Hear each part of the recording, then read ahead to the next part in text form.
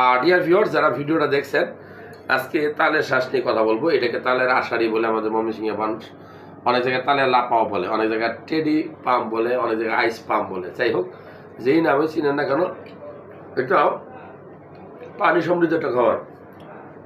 প্রচুর পানি আছে। এই গরমের সময় যদি আপনি তালের শ্বাস খান, তালের লাপা খান, কি উপকার হবে? আপনার শরীরে যে পানি ঘাটতি হয়, পানি ঘাটতি পূরণ হবে। এটাতে প্রচুর পরিমাণে সোডিয়াম থাকে, ক্লোরাইড থাকে, পটাশিয়াম থাকে, আয়রন থাকে, জিঙ্ক থাকে, ম্যাগনেসিয়াম থাকে। এটা কিন্তু আঁশযুক্ত খাবার হওয়াতে আপনার পেটের বদহজম যাদের হয়, বদহজম থেকে আপনি দূরে থাকবেন।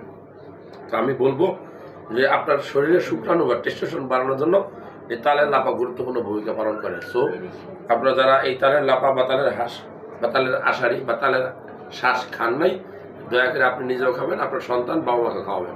এটা খুব ভালো খাবার, ফরমালিন মুক্ত খাবার।